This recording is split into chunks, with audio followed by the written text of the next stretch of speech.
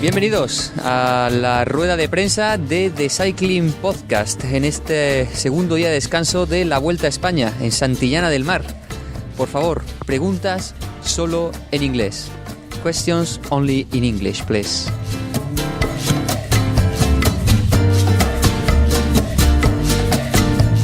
Well, that was a wonderful introduction, Fran, to a tradition now of the Cycling Podcast, our press conference on the rest day. This started at the Giro when the riders and the teams have press conferences, so we thought, why don't we do the same?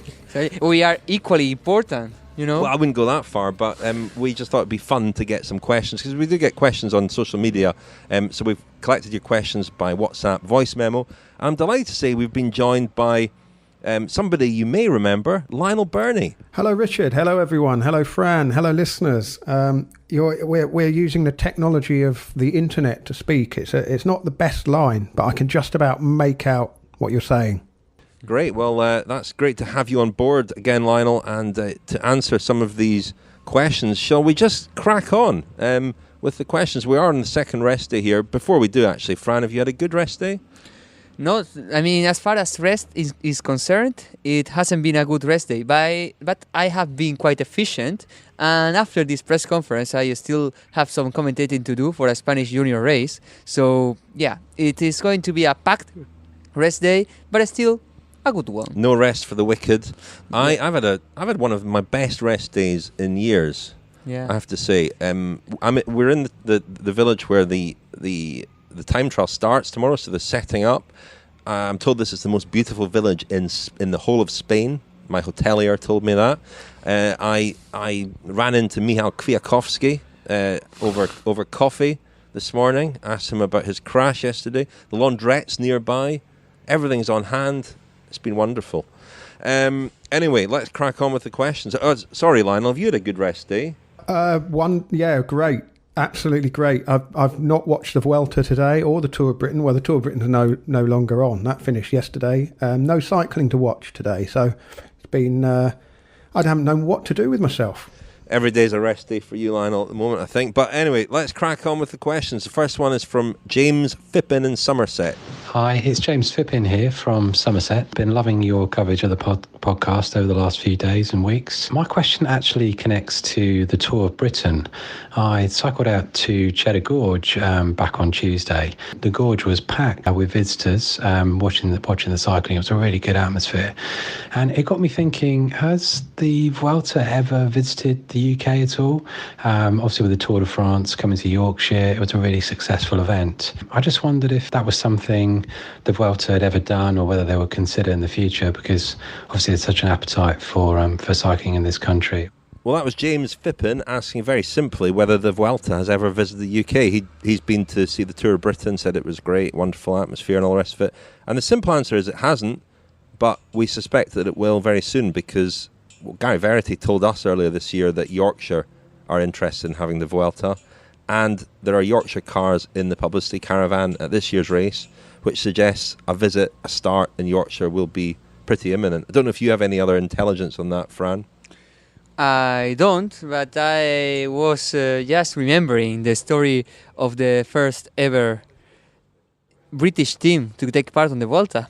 It was the 50s, and apparently they spent their whole budget on the plane tickets. So they had to go on for the rest of the race basically in tatters and making it as they could using the help of the organization. Well, there haven't been as many foreign starts for the Vuelta in the race's history. 3, in fact. Lisbon in 1997, Assen in the Netherlands in 2009, and Nîmes last year, Richard. We were both there, weren't we, in the south of France. They're the only 3 times the Vuelta has started outside of Spain. It's gone out of Spain into France a few times that I can remember. And of course, well, we can split hairs about whether Andorra counts as Spain. Doesn't really, does it? It's Andorra.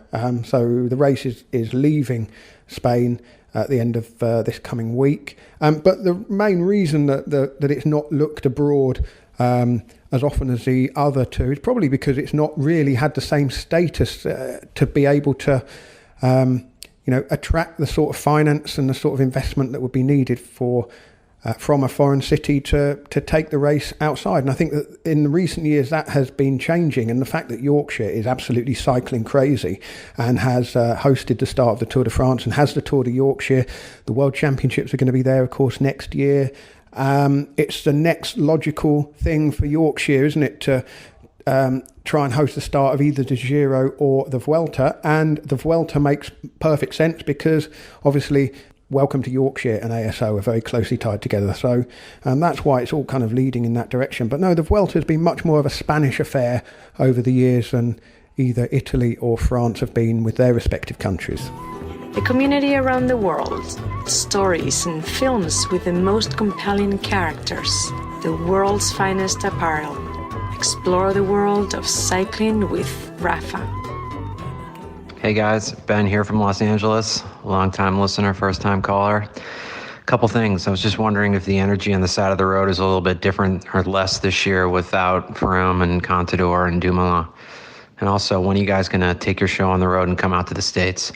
Thanks, Ben. Well, we'd love to come to the States, wouldn't we? I've never been there. And you've never been to the States? Yeah, and my unfulfilled dream is to study psychology in Stanford. So this would be a step towards it. Yeah, a very small step, I think. Yeah. But anyway, the question was about the energy by the roadside. It's an interesting question because we have been asked by one or two people about the crowds at the Vuelta, and the crowds the last few years have been pretty big, and there have been lots of theories for that. Are they smaller this year? I'm really not sure. Certainly over the last couple of days, they've looked pretty big to me. Lagos to Covadonga last night, it took us a long time to get down because there were lots of people up there. And it's an interesting question. Do people come out for the race or the riders? And does the caliber of riders taking part, does that have an effect on the roadside? I'm really not sure about that. I don't know if more people come out because Chris Froome is riding or just because it's the Vuelta. I suspect the number who come because a Chris Froome or a Tom Dumoulin is riding is pretty small in the grand scheme of things. Yeah, but in the case of Alberto Contador, I would say that I can notice that the hype about the Vuelta a España is way smaller than the previous year. And I just say that by not looking exactly at the size of the crowds, but at the amount of messages that I get from friends that are not interested in cycling. And last year, everyone was asking me about Contador. Whereas this year, I've only gotten a couple of messages yesterday about a possible beef between Movistar leaders. And that was only it. So I guess the media interest is not as big, and as a consequence, maybe the interest of the audience is a bit smaller. But as for the size of the crowds, I haven't noticed any meaningful change, I'd say. I think the thing about Contador is last year was obviously his farewell race, wasn't it? So there was that extra buzz around Contador, and every time he moved to the front of the group or went off the front of the group, which he did a number of times throughout the race, you could sort of feel the frisson of excitement. I was standing at the finish in Gijón, and even that day when he came on the screen, there was a kind of a buzz through the crowd. So you certainly sense that.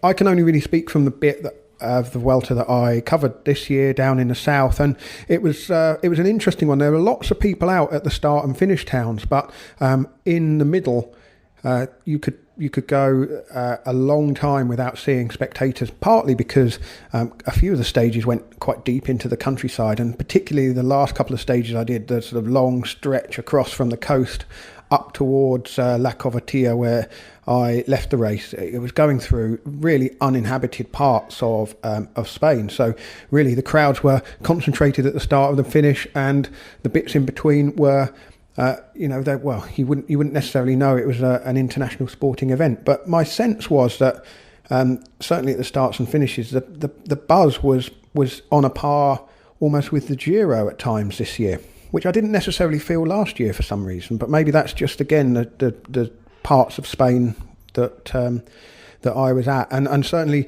Rich, if you remember last year, Nîmes was great, wasn't it? But then the next day in France was a bit strange, and it was also a bit strange up in Andorra. There wasn't the sense, it didn't feel on a par with the Tour de France, certainly. It felt a lot more low-key, if you can be more low-key, I guess. It's always strange in Andorra, Lionel, and that's a topic we'll maybe return to later in the week. We will. We certainly will. I've been preparing my barbs. Hi guys, this is Kieran from Llangollen, North Wales. My question is aimed principally at Fran. So the question goes like this. We have the Giro d'Italia, the Tour de France, but the Vuelta a España. So why is it not the Vuelta de España? I speak reasonable Spanish myself, but I can't work that one out, so maybe Fran can shed some light on that.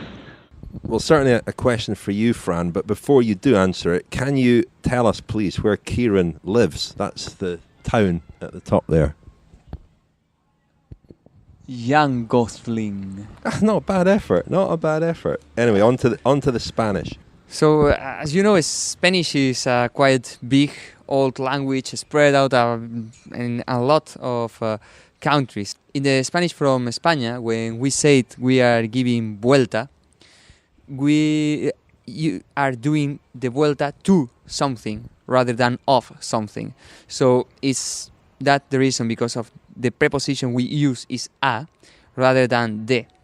But I can tell you that, for example, in the Chile, we can find a lot of races that are not called Vuelta a Chile, but Vuelta de Chile, because by saying de of, we are also saying that it kind of appertains to the country, rather than this Vuelta is doing in the country or to the country.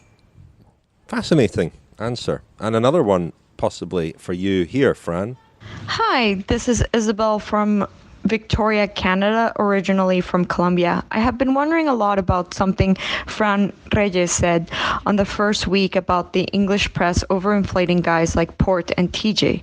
I have always found interesting that Port always got mentioned more than the likes of Uran or Mikel Landa and the like, who often have better palmarès.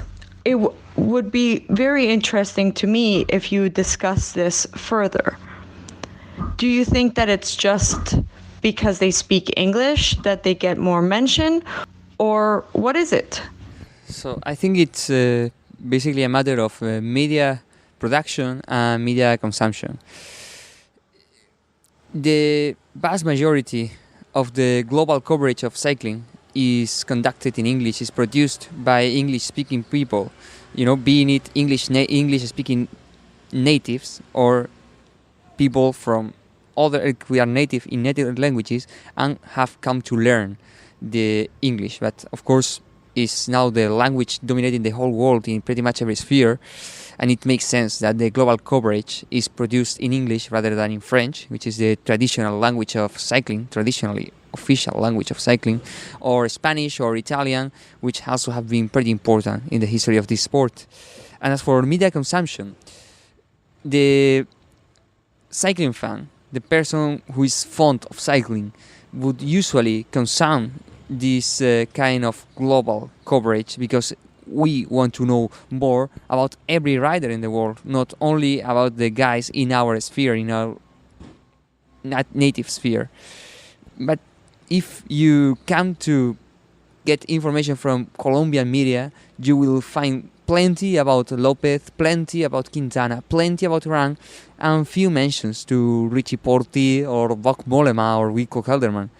It's just because of the media we want to consume, the media we watch, the media we read, that we get this bias towards different riders. We're probably guilty of it. We try not to be, but inevitably we have a better relationship with English-speaking riders, and we get them on the podcast more because that's just logical, isn't it? Yeah, I mean, in my case, my strongest networks is, of course, the Spanish-speaking cycling.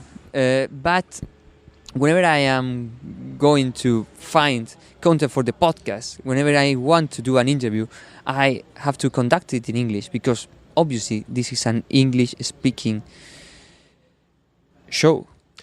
But also, I mean, the wider phenomenon, the wider landscape is with social media in particular. If you look at, English is becoming the language of cycling, but as you say, Fran, it's becoming the dominant language anyway. And if you look on social media, a lot of the riders for whom English isn't their first language, they tweet, they Instagram and so on in English.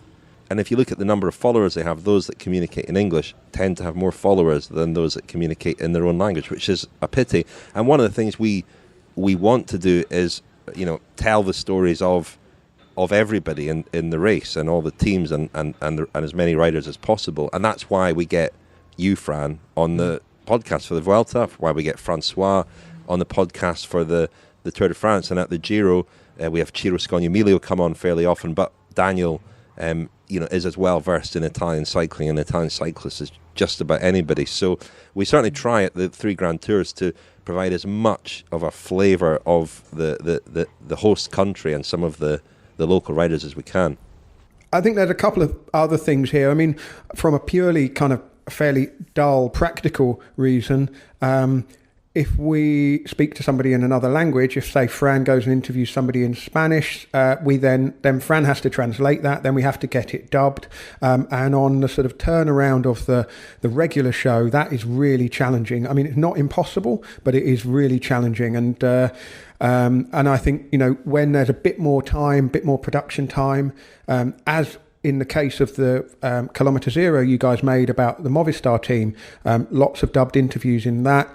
When there's time to actually produce something over a number of days rather than, pretty much on the final whistle, there's more scope for getting the sort of the opinions of people who don't speak English. But on the other point, Richie Porte is the leader and has been the leader of the BMC racing team, whereas Mikel Landa, there was the triumvirate, wasn't there, at the Tour. He's of course not here at the Vuelta. Nor am I. But he's not actually racing. So I guess the question is about the balance of coverage over the year. But whilst Landa's been on the podium at the Giro, whilst Iran has been on the podium twice at the Giro and once at the Tour, neither of them have won a major stage race in their careers at all. So, Richie Porte has at least won Paris-Nice a couple of times, the Tour of Romandie, Tour de Suisse. He has got a decent palmarès. So it isn't just a sort of an Anglo bias in terms of, talking up Richie Porte's chances of doing well in these races. He's the one with the number one on his back at the Tour de France. He was their designated leader for BMC Racing. He'll go to Trek and presumably be in the same sort of position next year. So it's not just a language thing. It's also weighing up their relative merits against one another as well. I don't think we necessarily talk the likes of Iran and Landa down just because we don't get to hear from them very often on the podcast either. The Cycling Podcast is supported by Science in Sport. Science in Sport, fueled by science.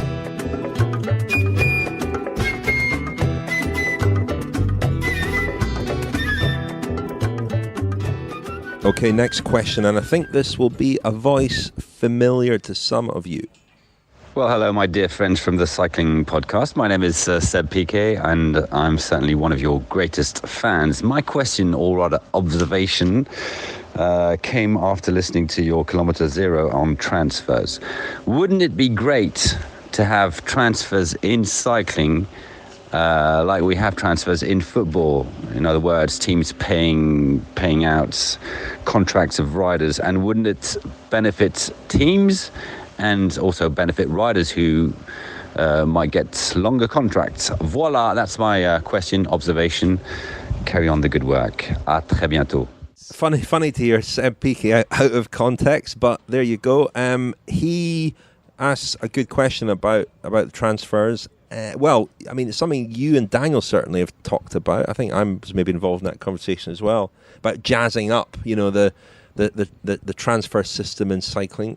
And Patrick Lefevre has just been talking about this very recently. The fact that he reckons since he started with Quick-Step, he's developed 100 or so riders, and when they move on, and there's no fee, there's no reward system for developing talent, and teams are not compensated in any way, and so there isn't really a transfer system. There's a new trend, or I think it's quite a new trend, of riders presenting themselves for their new teams in August, because they're allowed from August the 1st to announce who they're going to ride for the following year. So you have Richie Porte, with a video announcing himself for Trek Segafredo on the eve of the Vuelta. And I find that strange, because even that doesn't really that doesn't happen in football. Players are presented to fans and so on once they're actually able to wear that team's colours.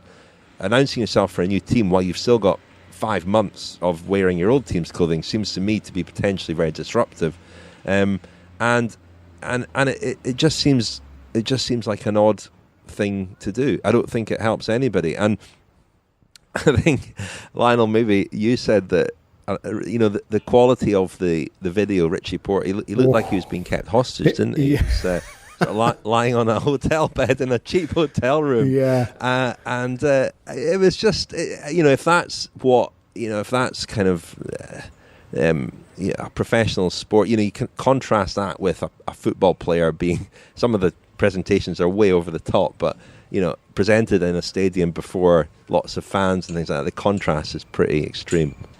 I think we need some change in the. I think we need some change in the transfer market in cycling, especially if we are to develop some stability on it, because we are always speaking about how teams in the World Tour come and go, but in the second and third division, the second and third tiers of the sport, professional, continental, the problem is even worse.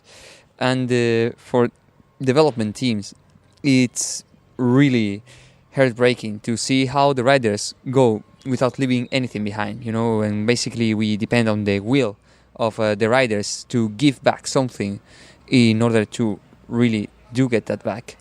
I think that transfer fees would be a good idea, especially if the second or third tier team has the capacity of offering the contract, of offering the rider several years contract with a buyout fee. And if that buyout fee is paid, then it's fine. It's a way to give something back. But above all, I think it would be more productive and more feasible to give some kind of compensation fee for the development of the rider, as we see in football and other sports. That would help second and third tier teams to keep afloat, and in the case of development teams for bigger teams, it would just give something back, other than the pride of seeing your rider thriving in the biggest races. I think there's so many issues here, Rich. We could talk about the transfer system and the way riders are contracted. The whole system is a mess, really, and needs a dramatic overhaul before you can even start thinking about transfer fees for riders. You mentioned football there. One very key piece of legislation that's now 25, maybe 30 years old even. No, 25 years old, I think, the Bosman ruling. This was about an obscure Belgian footballer, not a terribly big name, but he wanted to move from one club to another, but his contract had expired and he was prevented from moving because the first club still asserted ownership rights over him, and that went to court, and it basically created the transfer system that football has now, which is that when a contract expires, that player is a free agent and can move from club to club without a transfer fee. So law says that in order for cycling teams to have a transfer fee, they would have to have their riders under contract. If they, then a buying team came in and said, we want to take, that rider, well, he's got a year left on his contract, how much? At the moment, we have a system where the great majority of riders are on 2-year contracts. So really, if there's somebody you really want, you can probably wait a year because, there's really, there's no real system in place. There are exceptions. Bradley Wiggins, of course, was bought out of his Garmin contract by Team Sky at the end of 2009, but that's very much the exception, really, not that it doesn't happen. But the cycling market is so fragile compared to football. There's really nothing robust about it. A rider can find themselves in a strong position one week and a weak position the next week, just depending on, what other riders have moved around or what their team is doing, or, there's so many factors that make the the employment of the riders really quite fragile. We're so far away from anyone being able to charge money to another team for taking a rider. In the case of Patrick Lefevere's point, if he wants to start generating some money, he could sign all his riders to 5 or 6 year contracts, and then after 2 years, if Sunweb want to take one of his riders, he can quote them a fee and start, lead and see whether the rest of the World Tour follows. But I suspect there are very good business reasons why Patrick Lefevere wouldn't offer long-term contracts, not least because the fortunes of riders goes up and down. You look at somebody like Marcel Kittel, absolutely red-hot property 2 years ago. But if he was on the market now, somebody might well be able to pick him up quite cheaply. Certainly not, he's certainly not commanding a sort of multi-million-pound transfer fee on his form this season. So it's an interesting. I think it would demonstrate a great deal more strength to the whole system if the teams were in a position to offer longer contracts to riders and then start trading them amongst themselves. But at the moment, I just can't see the economics just don't stack up. The other reason, as you say, teams can't offer long-term contracts because they don't have long-term stability themselves. If they were able to, buy riders from other teams, it would be quite a good way of redistributing the wealth within the sport of cycling. You think of a team like Team Sky, for example, who yesterday confirmed that Geraint Thomas, to nobody's great surprise, has signed a new 3-year contract with Team Sky. Daniel was wondering aloud whether that might be the biggest contract in cycling history. If, as we imagine, Geraint Thomas is on the same sort of money as Chris Froome, or even more, it could be a contract worth £12 million or euros. I don't know what Sky. I think Sky pay in pounds, don't they? So £12 million, because Chris Froome is on £4 million a year. We know that. At least that would be at least equal to Chris Froome's last contract. But another one, Egan Bernal, and he's another exception because certainly Gianni Savio, his old team boss, was compensated because he was under contract for another year with him. But Bernal has apparently, and this is only rumoured, I haven't had this confirmed, but he's apparently been offered a 5-year contract by Team Sky with the first 3 years salary of $2 million a year and the final 2 years $3 million a year. So that is in total $12 million over 5 years. And there's no other team in the sport who could make that commitment over that length of time or offer that sort of money. And if, there is a bit of redistribution where Gianni Savio has been compensated for the loss of Bernal, but it doesn't happen very often, and it would, as I said, be a good way of redistributing some of the money that is in cycling, and particularly in the pockets of a team like Team Sky. Just lastly, you mentioned about the razzmatazz of the unveilings. The Richie Porte one was, it was a difficult watch, wasn't it? And very much in contrast to something that a Spanish club, Villarreal, did when they signed Santi Cazorla, former Arsenal player, earlier this month. He was in a tube of dry ice, and he was basically conjured up by an illusionist on the centre of the pitch. Yeah, I'm just imagining Richie Porte is in such a thing.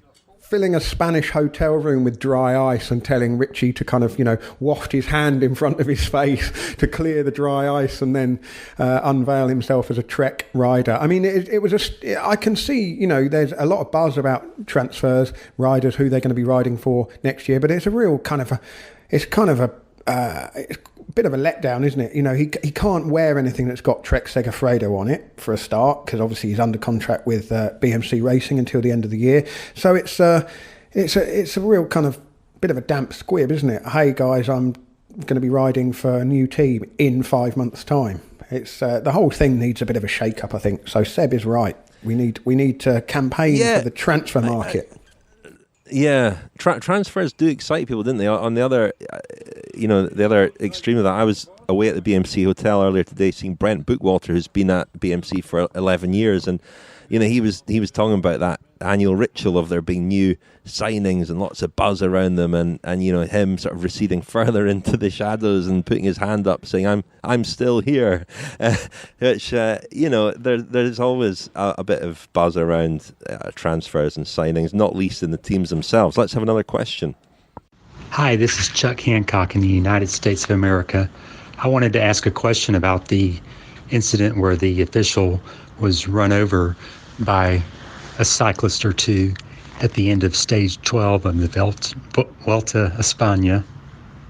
My question is, I wonder if the official that resigned actually allowed all the photographers into the road after the finish.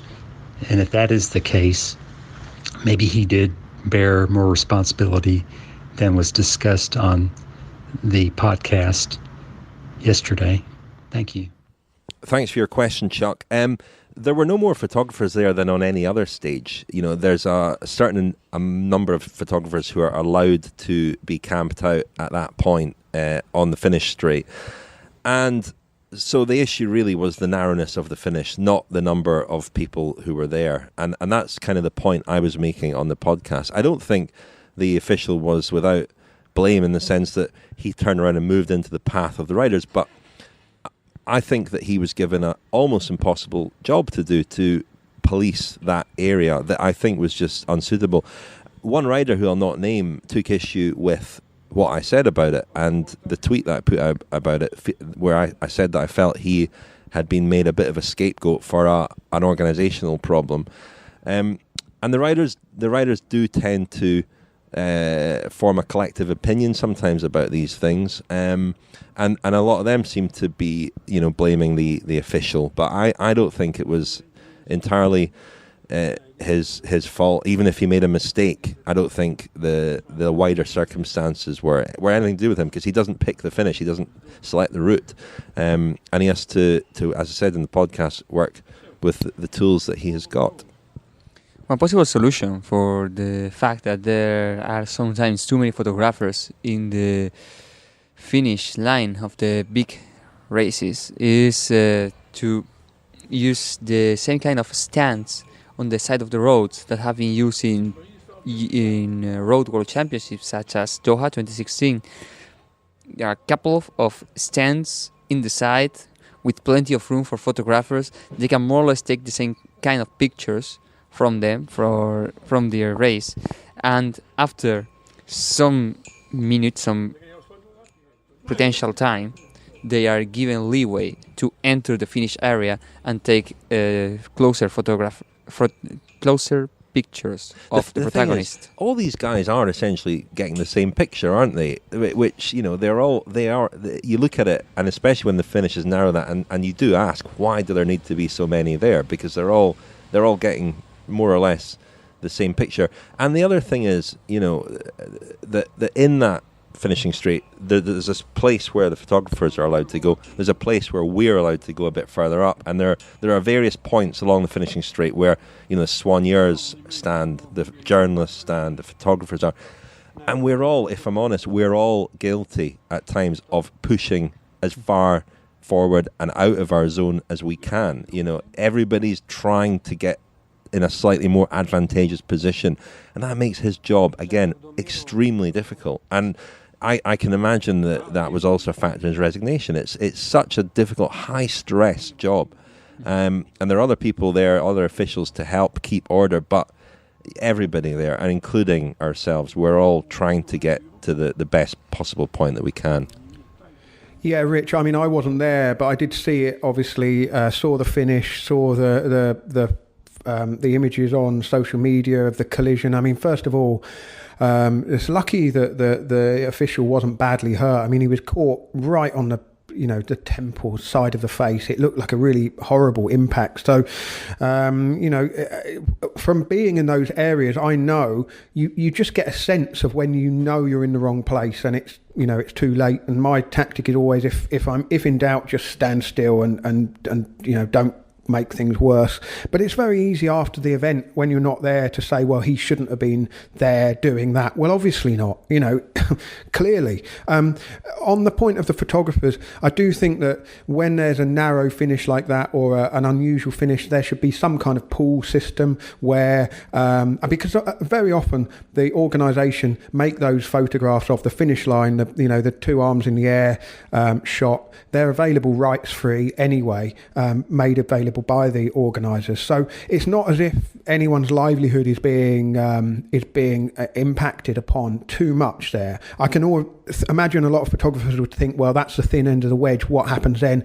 So now we're going to have a pool on Alpe d'Huez or a pool on where only one or two photographers go and then share their pictures. I mean, it's not. I'm just saying for the finishes where it is logistically difficult to maybe reduce the number of people who are standing in the road. So that's one thing they could do.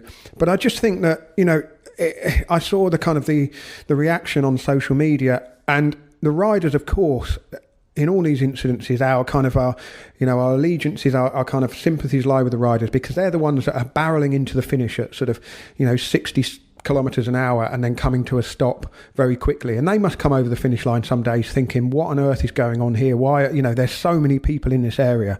That's not necessarily a problem 99 times out of 100, or perhaps even more. But it's a live environment. Somebody makes the wrong move and goes in the wrong place, an accident can happen. What is unfortunate is that people then, the pile-on, I didn't think was reflected terribly well on humanity. I mean, the guy made a mistake and he got hurt as a result of that mistake, and unfortunately a couple of the riders got hurt as well. A regrettable incident, but the organisation maybe should look at reducing the risk in those, if they want to have an unusual finish like that with a very narrow road, look at altering the norm and changing the circumstances and reducing the risk just that little bit.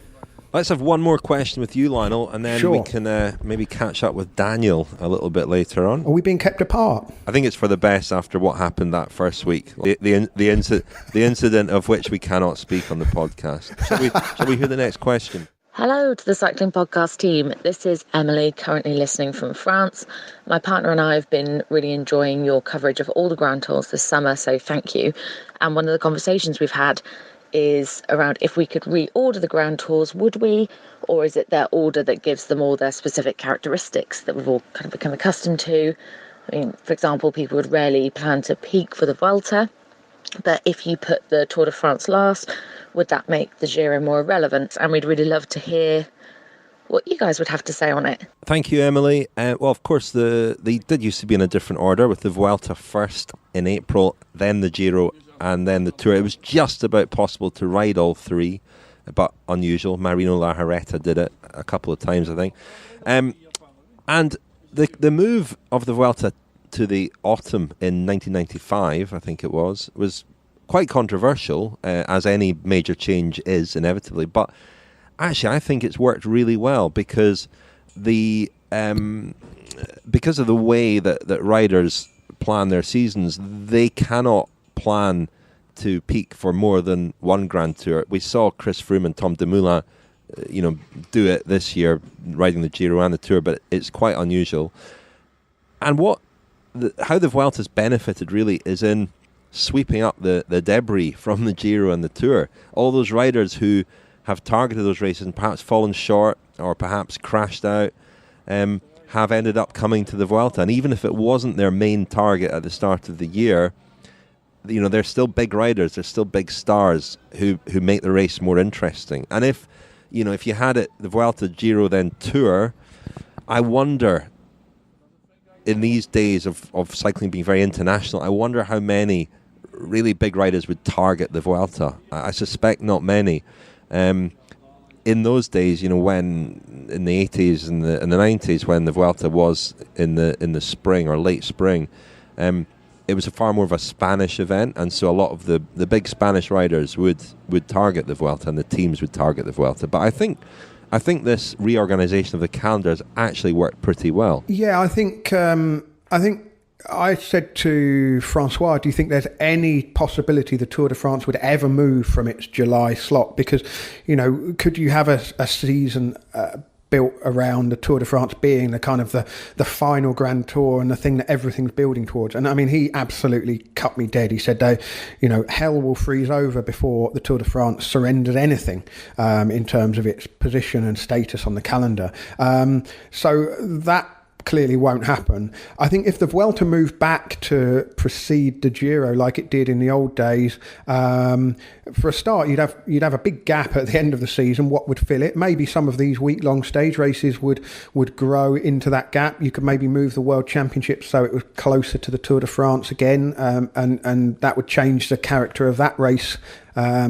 Maybe would riders with Tour de France form would go well in the World Championships. But the problem with having the Vuelta in the spring was always that it couldn't go terribly high. It couldn't go terribly, because of basically the weather prevented it from going into, say, the Sierra Nevada even, I think would not necessarily be easy to get into at that time of year. I think, Rich, the Vuelta has really grown into its skin, hasn't it, in this slot? It without it sounding like a consolation prize for people whose seasons haven't worked out very well.